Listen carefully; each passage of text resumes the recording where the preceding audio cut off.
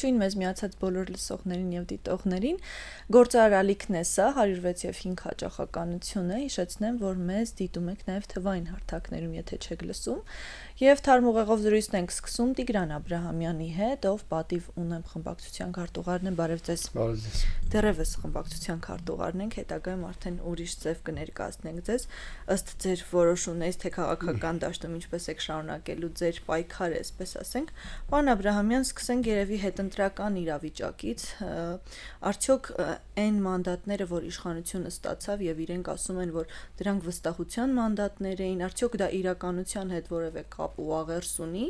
թե ամեն դեպքում ինչպես անդիմադիր դաշտում է խոսվում, որ կեղծվել են ընտրությունները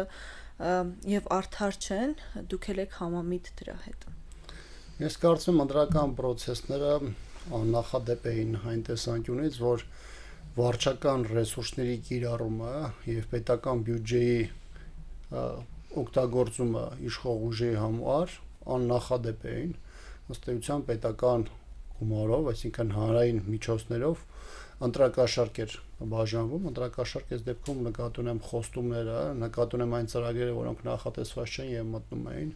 սկսած թոշակների բարձրացումից, ինչու՞ չէ դրա տակ պետք է դիտարկել նաեւ զինված ուժերում պարտադիր ժամկետային ծառայության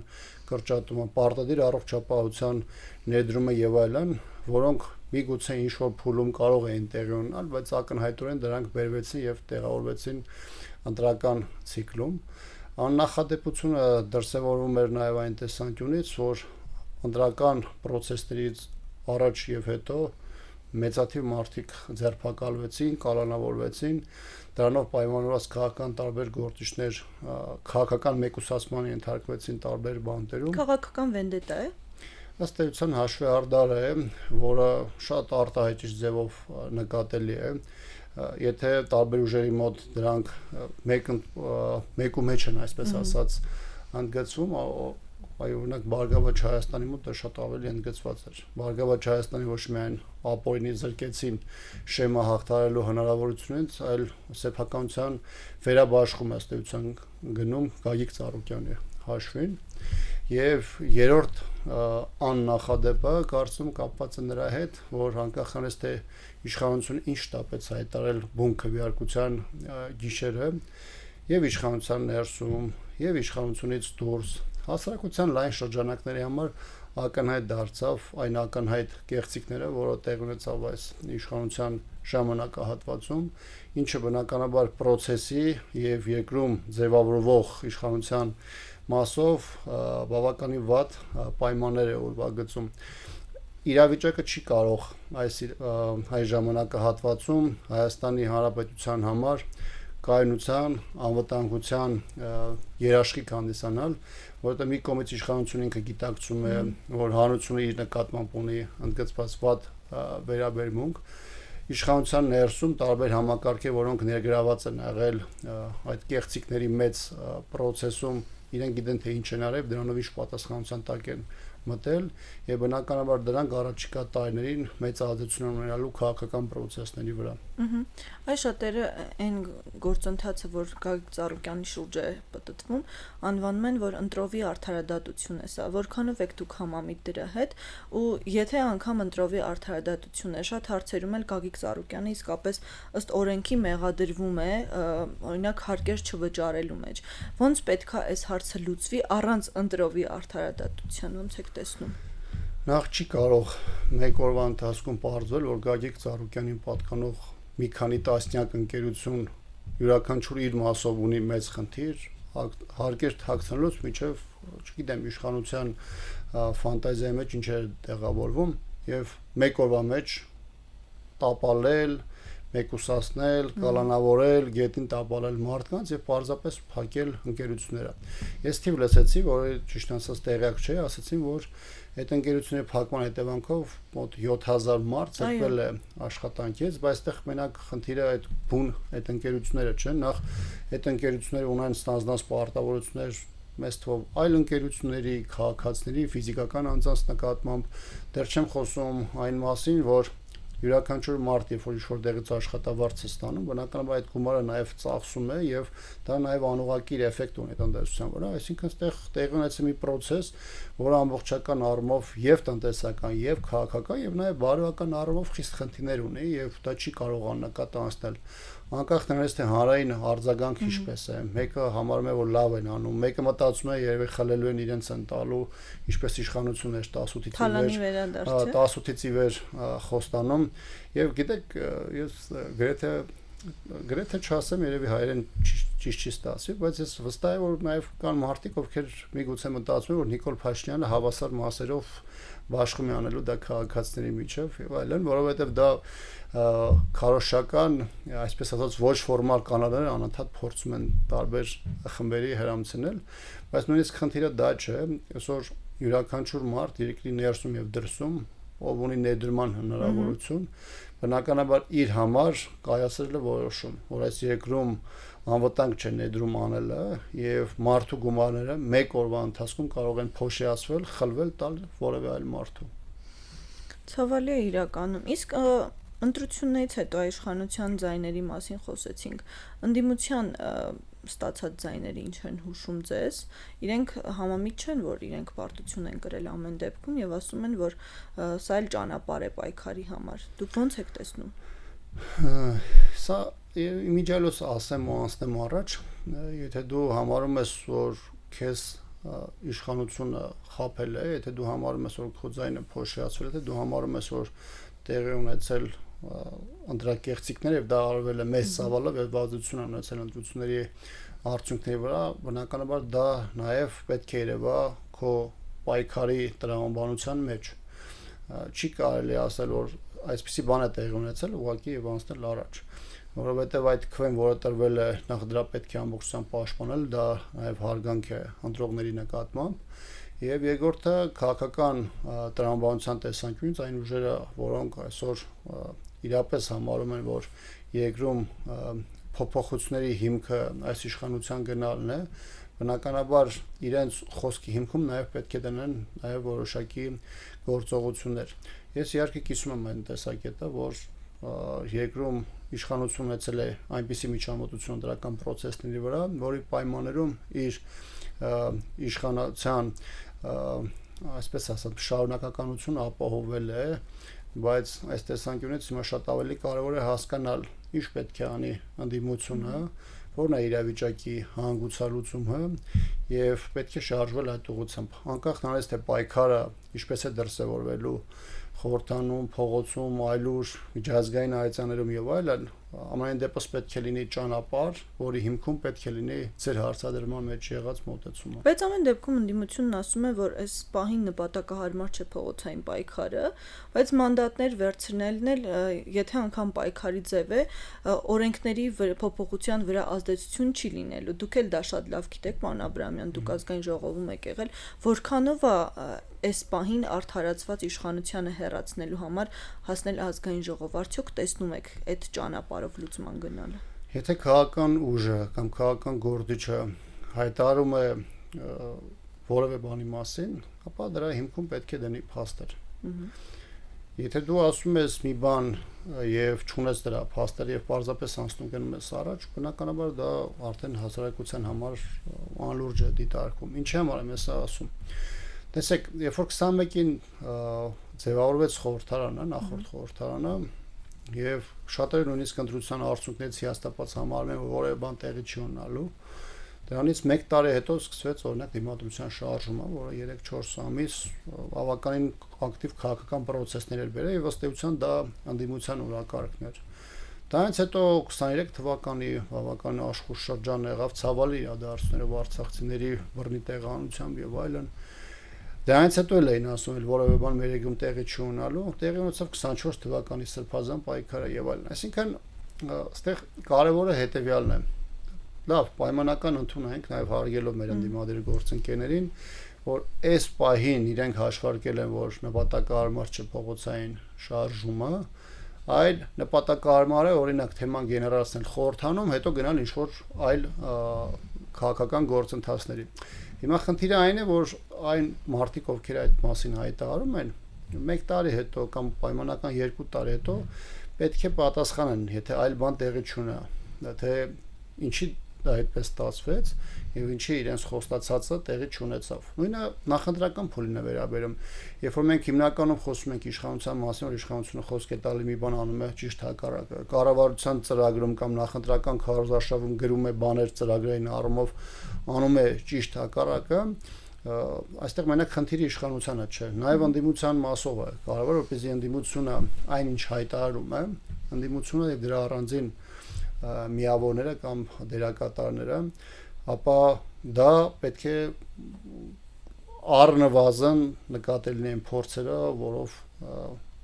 ըստ էության գործողություններ իրականացում դրան հասնելու համար։ Դուք որպես արդեն ոչ խորհրդարանական ընդդիմություն պատրաստ եք անդադար իրենց հիշեցնելու, որ անելիք կա, պիտի հաշվետվություն տաք հանրությանը, նաև ձեր ընտրողներին հատկապես։ Մեր դերը ես այդքան չեմ համարում հիշեցումներ անելը, որքան այն, որ մենք պետք է դառնանք այն process-ի մասը, որը հնարավորություն է տալիս օգնելու բոլոր այն դերակատարներին եւ ուժերին, ովքեր գնալու են իրական փոփոխությունների։ Այսինքն հանրապետականը իրեն տեսնում է ոչ թե հիշեցնելու, խոսելու կամ անվանակելու մասով, այլ հանրապետականը բոլոր իրական process-ներում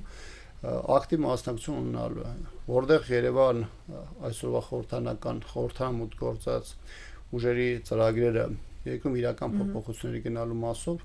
հանրապետական առնվազն քննարկման առարկա դրանք դարձնելու է եւ անկախ նրանից որ մենք խորհրդանում ենք կամ խորհրդանում չենք, իսկ մենք նաեւ 18-ից 21-ի ժամանակահատվածում խորհրդանում չենք եղել, բայց դա մեզ որևէ ձևով չի կաշկանդել ակտիվ քաղաքական գործունեություն ծավալելու եւ քաղաքական օրակարգում մեր հստակ դեր ունենալու հարցում եւ հաջորդ ցիկլում եւս ես վստահ եմ որ հասարակությունը կտեսնի նույնիսկ որոշակի ժամանակահատվածում չի էլ զգա որ հանրապետականը խորհրդարանում չէ։ Դե դա լավ է ամեն դեպքում։ Պարոն Աբրամյան, իսկ ընտրությունների ավարտից հետո մեր անվտանգային մարտահրավերները ինչպես են փոխվել։ Մենք շատ ենք խոսել թե ընտրություններից առաջ ինչ իրավիճակ էր նախընտրական շրջանում, ինչ խնդիրներ ունեինք Ադրբեջանի հետ եւ ոչ միայն, ինչ փոխվեց, որովհետեւ իշխանությունը խաղաղություն բերելու խոստմամբ ու այն ամրապնդելու խոստմամբ է չէ եկել։ Արդյոք դուք տեսնում եք ամրապնդման քայլեր։ Ես կարծում սա պետք է դիտարկել երկու տեսանկյունից։ Առաջինը ինչ է անում Հայաստանը եւ երկրորդը մեր ռեգիոնում միջավայր ձևավորող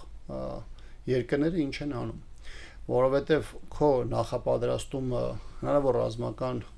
գործողություններին կամ դիմակայության ապահովման տեսանկյունից բնականաբար կախված է ոչ միայն քո անելիքներից, այլ նաեւ կախված է թե քո շուրջը ինչ միջավայր է ձևավորվում։ Ավելին ասեմ, շատ անելիքները նաև կախված են նրանից, թե քո դիմացին ինչ է։ Եթե քո դիմացինը որևէ բան չի անում, բնականաբար այդտեղ քո պլանավորումը լրիվ այլ բան է։ Բայց երբ որ դու տեսնում ես օրինակ թեկուզ դու հրապարակային չես էլ խոստովանում, բայց քո հիմնական ախոյանը կամ թշնամին բավականին մեծ ծավալով սպառազինվում է, բնականաբար դա քո ընդհանուր մոտեցումներում եւ ռազմավարության մեջ էական փոփոխություն է այստեղ դարձնելու։ Քաղաքագետներից մեկը մի հրաշալի խոսք է ասել, որ պատերազմի ժամանակ երկու կողմ է ամեն դեպքում պետք, մի կողմը եթե հրաժարվում է կռվելուց, էլ ինչ պատերազմ։ Դե այստեղ երկու հանգամանք մենք ունենք։ Առաջինը դա միշտ մտքում այն հանգամանքն է, որ կարող է լինել պատերազմ եւ դու այդ պատերազմում պետք է պատրաստ լինել։ Եվ երկրորդը այն է, որ քո պատրաստ լինելը ինքնին կանխում է նաև հնարավոր պատերազմը եւ երկար ժամանակ դա նաև եղել է Հայաստանի Հանրապետության ռազմավարության գլխավոր ուղենիշներից մեկը, այսինքն նախապատրաստությունը նախ եւ առաջ արվել է նրա համար, որպեսզի Հայաստանը ունենա անվտանգության այնպիսի համակարգ, մարտունակ այնպիսի բանակ, որի պայմաններում լայնամասշտաբ ռազմական գործողությունների մտադրություն ունեցող պետությունը շատ երկար պետք է մտածի, անել նման քայլ, թե չանել։ Հիմա մի կողմից կա Ադրբեջանի գործոնը, որը իրեն ներկայացնում է որպես միջին տերություն, տերմինաբանական առումով, ռեգիոնում փորձում է, այսպես ասած, թաթկցել մի կողմից Իրանին, մի կողմից Ռուսաստանին, ակնարկների ձևով նաև Թուրքիային ցույց տալով իր դերը եւ դրան համահունչ փորձում է իր վրա կառուցել նաև որոշակի անվտանգային համակարգ։ Հիմա ծավալային առումով իհարկե նկատելի է տարբեր երկրների հետ մեծ համագործակցություն, այնպես նաև այնպիսի երկրների, որոնք ռազմաարդյունաբերության առումով բավականին առաջ են գնացել, սկսած Չինաստանից, վերջացրած Թուրքիա եւ Իսրայելից, որովհետեւ մի բան է ծավալը, մի բան է թե դու ինչ որակի հնարավորություններ զենք զինատեսակներս ներկրում։ Դու կարող ես ժամերով ցույց տալ անցնող շարասյուններ, որոնք միջին կարգի հզորություն ունեցող երկրի հետ դիմակայության պայմաններում կամ նույնիսկ պարկերից դուրս չբերվեն կամ 1-2 օրվա արդյունավետություն ապահովեն։ Հատկապես այս ժամանակից մեր ժամանակաշրջանում, երբ որ տեխնոլոգիաները, հեռահարություն, անօդաչու ավիացիան բավականին մեծ զարգացում են ունեցել եւ այս պարագայում այդպիսի բանակի կառուցումը լրիվ այլ հնարավորություններ է ստեղծում։ Եվ մի քիչ շատ գնացինք, որպեսզի ցույց տանք, հասկանանք մենք ինչ ունենք, որովհետև շատ ներողություն, որովհետև այն ինչ որ փորձում է ցույց տալ իշխանությունը երկու խնդիր ունի։ Առաջինը հասարակության մեջ անկալում ձևավորելն է, որ մենք զենք զինամթերքի վրա փող ենք ծախսել եւ լավ վիճակում ենք, եւ երկրորդը փորձել քարոշության հիման վրա իրողությունները ներկայացնել սեփական հայցողության շրջանակներում։ Ես մի օրինակ եմ ուզում բերել, ներողություն եմ խնդրում։ Տեսեք, ներկայացվում է 1 կամ 2 միավոր տեխնիկայի վարժանք, որոնք զինված ուժերում ամենօրյա պլաններում ամրագրված են եւ տվյալ ստորաբաժանումները, ասենք հրետանային, հրթիռային կամ բան եւ այլն անցնում են եւ դա փորձում են հрамցնել հասարակությանը, որը բնականաբար 90% չգիտի կամ բնականից չգիտի նեղ մասնագիտական տեղեկություններ եւ այլն, դա ուզում են ներկայացնել որպես օրինակ զորավարժություն։ Մի կողմից տեսնում ես թե ինչ է անում Ադրբեջանը, ինչ մասշտաբի վրա է անում, ոնց է անում, տեսնում ես թե ինչ է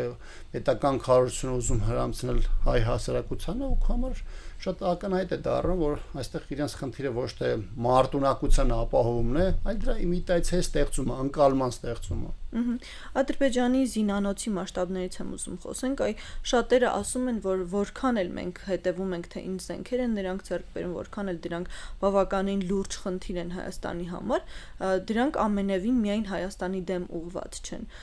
Որքանով եք դուք համամիտ այդ կարծիքի հետ ու որ մասնավոր Հայաստանի դեմ է ուղղված։ Մենք կարող ենք ասել, որ իրականում ընդհանրապես մեզ հետ կապ չունի, թե ամեն դեպքում Ադրբեջանը լիարժեքորեն հենց Հայաստանի դեմ պայքարին է պատրաստվում։ Նախ այն հայտարարությունները, որոնք արվում են Ադրբեջանում եւ հրապարակային եւ նաեւ որոշակի քողարկված ձևով ըստեյության ցույց են տալիս, որ անկախ անից որ այսօր ունենք հարաբերական առումով խաղաղ իրավիճակ, Ադրբեջանը իր տարածքային հավակնությունը անդադ դրսևորում է։ Որևէ մեկը չգիտի թե 3-ից 5 տարվա կամ 5-ից 10 տարվա կտրվածքով դրանք այդ ամբիցիաները ինչ դրսևորումներ կունենան։ Օրինակ 15 տարի առաջ կամ 10 տարի առաջ, օրինակ Հայաստանում ապրող վստահ եմ շատ քիչ մարդ կարող են լինել, ովքեր մտածեին, որ մենք 26 թվականի դրությամբ կարող ենք ունենալ այսպիսի իրերի դասավորություն, տարածքային այսպիսի փոփոխություններից սկսած մինչև աշխարհակահական կամ քաղաքական ազդեցություն։ Հիմա մենք չգիտենք Ադրբեջանը որ ուղղությամբ է շարժվելու, ռեգիոնալ զարգացումները ինչ ընթացք են ստանալու եւ Ադրբեջանի ամբիցիաները հետագայում առարկայական առումով ինչ տեսք են ստանալու, սա մեկ։ Երկրորդը, գիտեք, շատ դժվար է ասել եւ կարծում եմ անհրաժեշտություն չկա տենց երկար քննարկման առարկա դարձնել, թե զինատեսակներից որն է նախատեսված Հայաստանի, որը մնացածների համար։ Ադրբեջանը իր համար որոշակի կոնցեպտ է ընդունել, որի պայմաններում իրենք համարում են, որ իրենք ռեգիոնալ տերության կարգավիճակ ունեն, դա բխում է Հայաստանի նկատմամբ իրենց ստացած առավելությունից եւ դրա հիման վրա փորձում են կառուցել ինչպես միջազգային հարաբերությունները, այնպես էլ իրենց անվտանգության համակարգը։ Թե մի երկրի համար դա զսպող հանգամանք կլինի, մի երկրին դա որպես շանտաժ կօգտագործեն եւ ինչ-որ բաներ կփոխեն, դա արդեն հարցի մեկ այլ հատվածն է, բայց այն որ Ադրբեջանը չափազանց մեծ տեմպերով իր զինանոցը համալրում, ժամանակակից է առավել դարձնում, դա բավականին ընդգծված է։ Պարոն Աբրամյան, մենք գիտենք, որ 25-օրյա հավաքները բավականին ակտիվ ընթանում են եւ իշխանությունը շարունակաբար խոսում է դրանց արդյունավետության մասին, բայց քանի որ վերջին ժամանակներում ես հատկապես հնարավորություն եմ ունեցել առաջին ձեռքից ինֆորմացիա ստանալու եւ հույս ունեմ, որ դուք էլ ունեք այդ հնարավորությունը, կուզեմ քննարկենք, թե իրականում ինչա տեղի ունենում այդ 25 օրերի ընթացքում, արդյոք արդյունավետ է դա մեզ համար, թե պարզապես օրերի վատնում է, որովհետև շատերի կողմից այդ քննարկումը կա, շատ ներկայացած մարդկանց կողմից կա այդ խոսույթը, որ ամեն դեպքում ոչինչ չի արվում այդ օրերի ընթացքում ու ընդհանրապես որևէ ոչ պատերազմի պատրաստության մասին խոսք կարող է լինել, ոչ ընդհանրապես զենքին տիրապետելու, դուք ոնց եք գնահատում։ Հույս ունեմ, որ ունեք ինֆորմացիա։ Բնականաբար ունեմ, ես ինքս անընդհատ զրուցում եմ այն մարդկանց հետ, ովքեր այդ վարժական հավաքներով անցնում են, այդտեղ պայմանական երկու բաժանում պետք է անել, վարժական հավաքներ մարտական հերթապահության ներգրավմամբ եւ վարժական հավաքներ, որոնք զուտ ուսուցման նպատակ ունեն։ Ինչի համար եմ ասում, որովհետեւ մասնագիտական ուղղություններ կան, սպայական աստիճանի բարձրացման հետ կապված բաներ կան, որտեղ 25-օրյա հավաքներ են, բայց այդտեղ մարտական հերթապահության բաղադրիչը չի լինում։ Իհարկե հիմնականը մարտական հերթապահության բաղադրիչով է։ Հիմա իմ դիտարկումները հետեւյալն են. 25-օրյա հավաքները, որոնք ուղղված են այդ ուսուցման ծրագրերին, ակնհայտորեն ուռճացված են։ Այստեղ երկու բան է առաջանում։ Նախ մարդկանց քաղաքացիական զբաղմունքը մենք պարզապես վերցնում ենք եւ վատնում ենք այդ ժամանակը, որ ինքը կարող է ծախսել 1, եւ երկրորդը պետության գումարների մսխում այստեղ գնում։ Ես ես վստահ եմ ասում, դրանք թեպետ տարբեր զորավարժաներում են հասնում, տարբեր ուսումնական կենտրոններում են անցկացվում եւ ես որոշակի միջինացված գնահատական եմ տալիս, բայց ակնհայտ երևում է, որ կան վարժական հավաքներ, որոնք 25 օրվա փոխարեն օրինակ կարելի է կազմակերպել 10-ից 15 օրվա ընթացքում, բայց դրա հիմքում դնել արդյունավետությունը եւ այդ արդյունավետությունը ապահովել։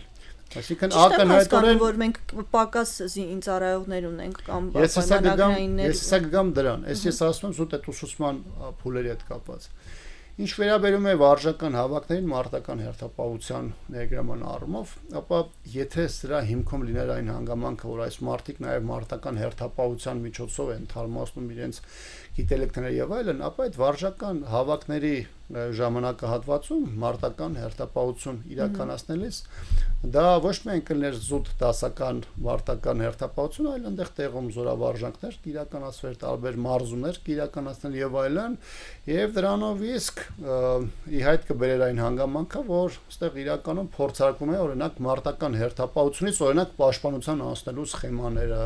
կամ պահեստազորայինների ներգրավումը կամ դրանց կցումը տարբեր զորամիավորումներին եւ դրանց արդյունավետության ներդաշնակեցումը եւ այլն։ Բայց գիտեք, զուտ տեղի ունենում ֆիզիկական առումով մարտական հերթապահության իրականացում, ինչը ակնհայտ է դարձնում, որ իշխանությունը քարոզչական նարատիվների շրջանակներում պարտադիր ժամկետային ծառայությունը կրճատում է, բայց մարտական հերթապահության խնդիրները, որոնք դրանով ավելի մեծանում են, ապահովելու համար փորձում է դա ապահովել վարժական հավաքների անվան ներքո այդ մարդկանց մարտական հերթապահություն ներգրավելու միջոցով։ Ինչ բարեփոխման կարիք եք դուք տեսնում ամեն դեպքում բանակում այս պահի դրությամբ։ Գիտեք, առաջին բանը դա մտածողությունն է։ Առաջինը պետք է մտածողությունը փոխվի։ Հայաստանում երբ տեղի ունի իշխանության փոփոխություն, զինված ուժերի գլխավոր խնդիրը այսօր ոչ համազգեստն է, ոչ զինտեխնիկան է, ոչ առաջին հերթին դա մտածողության խնդիրն է։ Եթե մարդը գիտակցված չի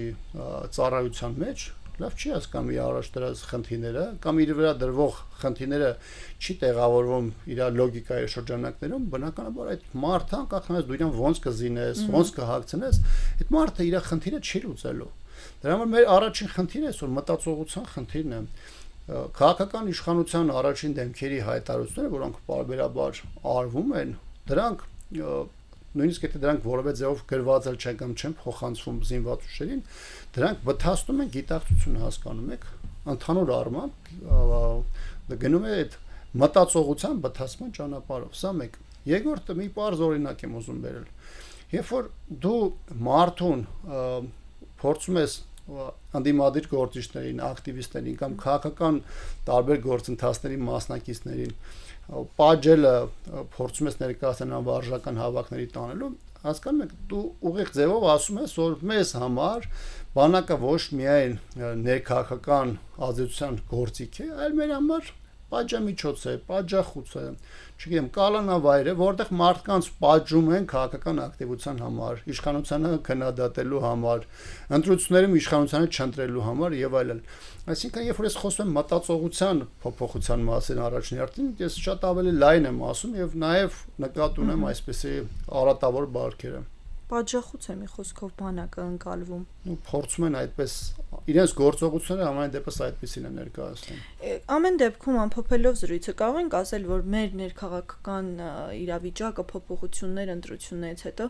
ինչ որ չափով Ադրբեջանի եւ Ալիևի համար կանաչ լույս են անվտանգային այլ սցենարներով գնալու համար։ Ադրբեջանի համար կար պլան A եւ պլան B։ Պլան A-ն պարզապես այս իշխանության վերարտադրության ապահովումներ եւ պլան B-ն այս իշխանության սահմանադրական մեծամասնություն ստանալն էր։ Հիմա այս պարագայում պլան A-ն տեղի է ունեցել եւ որոշակի հեռավորության վրա, չասեմ հակադրություններ են նկատելի, բայց ամեն դեպքում ուրվագծում են process-ներ, որոնք շատ բան են փոխանցում հասարակության, ինչի մասին քիչ բարդ ստացվեց ձևակերպումս։ Հայաստանի ակնհայտորեն ընտրությունից հետո իշխանությունը ունի սահմանադրական մեծամասնություն, ավելին իշխանությունը հայտարարեց, որ իր սահմանության տեքստը, որը նախատեսում է նաև Ադրբեջանի առաջնահերթությունների փոփոխությունները, պատրաստ կլինի այս տարվա վերջին։ Նույն տեքստի պատրաստությունը հետագայում ենթադրում է հանրային քննարկումներ եւ այլն, դասական իմաստով։ Այսինքն process-ը ամեն դեպս դեռ 1 տարի հետո առնվազն 1 տարի դեռ գնալու է։ Մյուս կողմից Ադրբեջանը առանց կոնկրետ բուն այդ հայտարարության արձագանքելու գրեթե նույն օրը կամ 1 օրվա տարբերությամբ հայտարարում է, որ խաղաղության պայմանագիրը չենք ստորագրում, ուժի մեջ է մեր պահանջը սահմանադրության փոփոխության, երբ որ փոփոխությունը կլինի, մենք ստորագրենք։ Կխոսենք այդ ժամանակ։ Այսինքն իշխանությունը այն խաղաղությունը, որը խոստացել էր, հələ մի կողմ դնում այդ շանտաժի գործիքները, պատերազմով մարդկանց ահաբեկելը եւ այլն, ըստ էության այսպես ասած խաղաղության գործընթացը որոշակիորեն задержка է լինում, այս կներեք ռուսերեն արտահայտությանս համար։ Հիմա իրավիճակը այսպեսին է, մենք չգիտենք ոնց կզարգանա 5 ամիս հետո, 6 ամիս հետո իշխանությունը ինչի կդիմի այդ սահմանադրական process-ին գնալու համար, հատկապես երբ որ դրա իրավունքը չունի։ Ամեն ինչ կարծես թե հենց այդ փուլում էլ սկսվելու են, թե ներքաղաքական դաշտում եւ թե դրսում, չէ՞։ Իդեպ այստեղ մի կարևոր բան եմ ուզում մատնանշել, երբ որ կան գործիչներ կամ մարդիկ պարզապես ովքեր ասում են, այ որ 2015-ին սահմանադրությունը չփոխեին, այս չանեն, այ չանեն, 2015-ի սահմանադրական փոփոխության կարևոր գործիքի մասին նույն այդ մարդիկ չեն խոսում։ Մինչև 2015 թվականը պարզ մեծամասնությամբ, ուղղակի մեծամասնություն ունենալու պարագայում կարելի էր սահմանադրական process նախաձեռնել եւ 2015-ի սահմանադրական փոփոխություններն էին, որոնք շեմը բարձրացրեցին եւ շատ ավելի մեծ թվով падգամավորների ներգրավվածության պայմաններում ենթադրում են այդ process-ի անցկացումը։ Սրա հիմքում դրված է եղել ոչ թե զուտ process-ի բարդացումը, այլ որպեսզի սահմանադրական process-ը լինի շատ ավելի մեծ կոնսենսուս ունեցող գործընթաց եւ դրա հիմքում լինի եւ լեգիտիմություն եւ հետագայում այդ սահմանադրությունը շատ ավելի էֆեկտիվ կիրառելու հնարավորություն։ Շատ լավ, շնորհակալ եմ ձեզ։ Մեզ լսողներին եւ դիտողներին հիշեցնեմ, որ առաջին խոսափողի մոտ պատիվ ունեմ խմբակցության քարտուղար Տիգրան Աբրահամյանն էր։ Այսքանը այսօրվա համար կհանդիպենք։